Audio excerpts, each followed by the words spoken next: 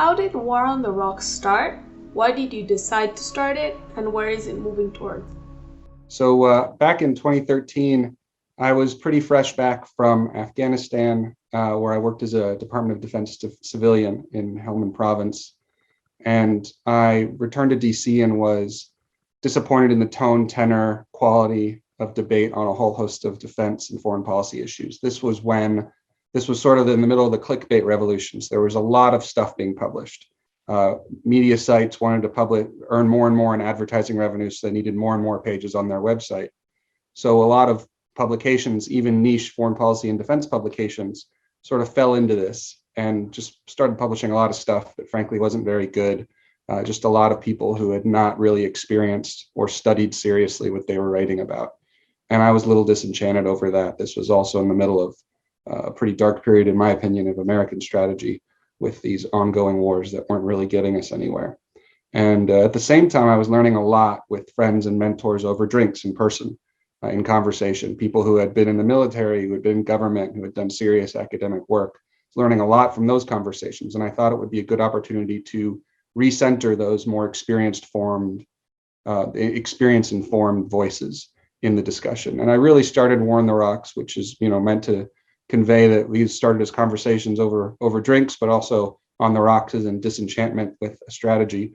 But I really started at the beginning as a hobby, just to try to bring these more experienced voices out into the world a little more. But it took off in a way I didn't expect, and almost 9 years later, here we are today. So 9 years after that, you are growing your platform. What does that entail? Right. The fact is, it's really just a recognition of the fact that this company is no longer just War on the Rocks, as in warontherocks.com. It is our partnership with the University of Texas and the Texas National Security Review. It is our family of podcasts. There's other publications that we're getting started that I can't talk about yet, but there'll be some exciting stuff happening later this year and early next year on those fronts. And so that we rebranded the company Metamorphic Media as a recognition that it was more than just warontherocks.com. And that's really not a Facebook reference, but a metamorphic rock is a type of rock that is being shaped and changed through heat and pressure. And that felt like a very fitting ethos for what we try to do. Why is there a need for new spaces for knowledge, production, debate, and publication of international relations, security, and foreign policy issues? Sure, I'll zoom that out a little bit to start by saying that this is a general problem, is that the nature of the information and communications technology revolution has created a situation where we are all flooded in information. Whether we're a chef or a foreign policy practitioner or an engineer, there's just too much out there. And so these more specialized niche publications like War on the Rocks, like the Texas National Security Review, like these other brands we're going to be starting soon, I think play a really important role in our particular ecosystem of foreign policy and defense, of helping people sort through the chaff to find the wheat, or to find the signal in the noise, whatever analogy you prefer. And we do that by rigorously vetting the content that we put out in terms of fact checking and factual citations. And we have a very much more involved editorial process than most publications. And we do that because we really believe that it's important for people to understand what's really going on. What is the art of the possible? What is the conversation that's actually going on about how to deal with these real challenges, but also opportunities around the world. In recent years, consuming information coming from authorized voices or verified sources has become an imperative.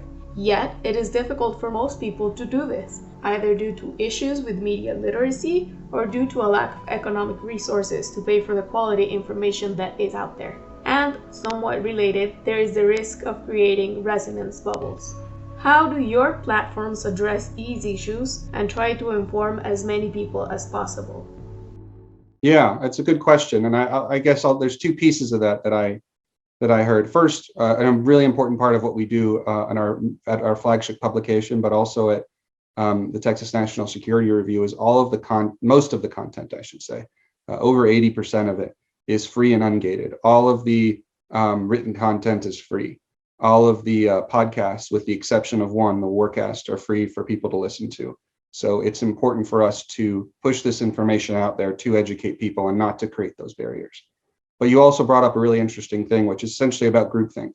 And War on the Rocks, I'll fully admit that when we first started was an outgrowth of my friendship and mentorship network. So it's people that I knew. And I'm more likely to know certain kinds of people, right? Americans, especially because I started this sort of at the cusp of my 20s and 30s, men, people that have the same kind of education for me, as me, people that work at the same kinds of places, people who live in Washington generally or come to Washington a lot, which is limiting.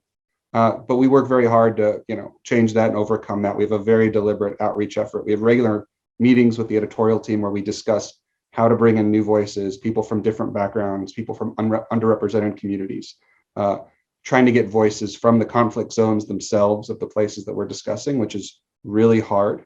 But we try to do it. So it's one of those things like it's like the American experiment. It's never possible to perfect it, but the act of trying to perfect it is a noble one. So hopefully we continue to live up to the expectations of our audience and supporters and even the skeptics. What role does realism play in your platforms, and what does it really mean in your ecosystem? I think that it's something that is often misunderstood about us is I definitely don't and have never meant realism in the international relations theory sense. This is much more in the approach to foreign policy. It's really more of a theory about human relations that has very little to do often, in my opinion, with IR theory, which, to be honest with you, I don't actually have a lot of time for personally. The realism that I'm talking about is very ecumenical, and it's really just something that centers the ideas of power and strategy. The idea that power matters. It takes different forms. So for example, unlike a lot of the IR realists, I think a lot of things besides economic and military power matter. I think the power of ideas is still very persuasive. And I think that's actually one of the reasons that we're seeing this huge pushback against Russia that we're seeing today. And I know we'll probably touch on that a bit later. But that's not explainable, in my opinion, through IR theory. So our realism is really more of an idea of how human beings behave, think, and act in the world, and rather than sort of a wholehearted embrace of IR realism or even restraint. Now, having said that, I personally favor a much more restrained role for the US in the world in terms of military power, specifically. And that doesn't really color what articles, though, that we accept and don't accept. I publish articles almost every day that I disagree with. And I try to say nice things about even the ones I disagree with, but War on the Rocks is not meant to be a project of Ryan Evans's opinions on foreign policy. I write very rarely for the site. I, of course, host the War on the Rocks podcast, which doesn't appear quite as frequently as I'd like it to. And I'm sure there's some bias that sneaks in there every so often. But for me, what's important is that we're having the conversation. And so we don't say, well, we're not going to publish that opinion, or we're not going to publish that idea. What we do try to push people on is, to give you one example, if we get an article from someone in the humanitarian community, which is not someone you would typically associate with realism, either the one I described or IR realism, we push them to say, great, you want to make this argument about why we should do this because it's the right thing, but make an interest-based argument as well that goes beyond just values and our interpretation of those values. Not to discount the importance of values, they're critical in all of this. I think a lot of people forget, to go back to the realism point, is that Morgenthau, the sort of founding father of realism, talked about values and ideas on a pretty frequent basis, including in his signature work. So, and then with Kenneth Waltz, realism took a sort of weird left turn into some very, frankly, bizarre methods that a great man, obviously, but took the field into a direction that I don't think was very constructive.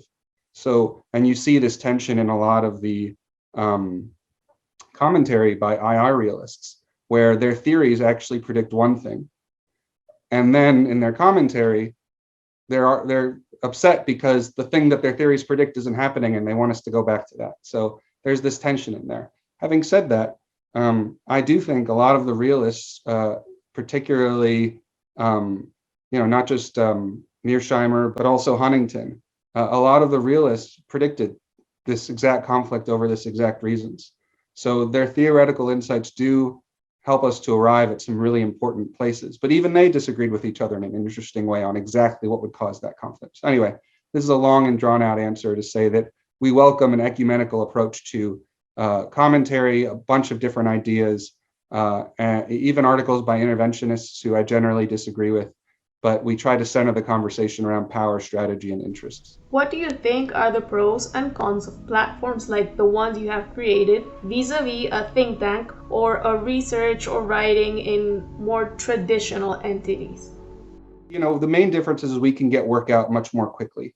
We're chugging out content every weekday, whether it's written or audio, whereas I think tanks generally have a much slower pace. Some think tanks have become publishing operations, like Brookings, like some of the bigger ones have their own blogs, but they don't generally attract the kinds of audiences that media outlets have. And I think there's a variety of reasons for that. A lot of that has to do with nonprofit versus for-profit and the different incentives that the free market creates, which I think are mostly positive. So we are sort of forced to learn and adapt much more. Now, having said that, many of our authors, of course, work at think tanks and universities. So it's a very symbiotic relationship between War on the Rocks and research centers, whether it's the Kissinger Center at SAIS or whether it's the Center for New American Security, whether it's the American Enterprise Institute, whether it's Hudson, Heritage. We publish authors from all of these organizations, whether they're conservative or liberal, and they're an important part of our audience and our base of writers as well. So I think that we all make up for each other's shortcomings. What advantages has the type of platform you have created given you in the goal of being policy relevant? It's very important that every War on the Rocks article has what we call a so what. So you've told us all this, you've written all this down, you've had us read through this article. What do you want the reader to do about it? Whether it's a policymaker, whether it is a military leader, whether it is a company commander, what do you want that person to do? You got to give them something to take away and to take action in the world. And that's an important piece of what we do. I'll also say the best compliment I ever got about War on the Rocks, which was years ago, one of my favorite was that reading an article or listening to one of our podcasts was like eavesdropping on a conversation in a bar in DC. So we want to give people that sense of being plugged into that insider conversation, because a lot of our writers are insiders, and insiders is not meant to be some sort of elite thing necessarily. It's just that, someone that understands personnel policy in the Air Force is an insider.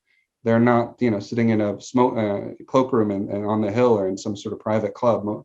Very few of our writers are. These are people that just know their craft and they're in the trenches on whatever their field is. And that's the kind of insider knowledge that we try to communicate. Do you worry about your platform being considered a space where a privileged few insiders gather to discuss what is to be done about the world? No, I mean, we open up our conversation to all sorts of voices who disagree with each other. We have a very open submissions process. We publish authors from all over the world and all sorts of different backgrounds. So I don't worry about that. If some people perceive it that way, I don't know if they do, to be honest, but I don't know if there's much that we can do about that. It is obviously a very American-centric conversation, which might feed into some of what you're saying. But I can assure you, one, having been to a lot of think tank events and worked for a couple, this is not where people meet to decide the fate of the world. If they did, they'd have much better food. They serve these awful pre-made sandwiches that have been sitting there for seems like days before you eat them. But also, these are generally just places where people have a lot of ideas. And I think people, especially outside Washington, look at think tanks or maybe even at publications like mine, and they think that we're actually making the decisions. If I was making decisions, we have the ear of a lot of people, but we're not making the calls. We're being read, we're being consulted. I think we're informing decisions, but a lot of decisions are being made for political reasons that have often nothing to do with the sort of brilliant strategic thoughts that we might publish or that might feature in a think tank session. And actually, I think one of the silver linings of the very, very dark cloud of COVID is that a lot of think tanks in Washington have opened up their events to global audiences in a much more systematic way. So people can chime in, whether they're sitting in Cairo or Argentina or wherever they are in the world, and see what's actually being discussed at these events.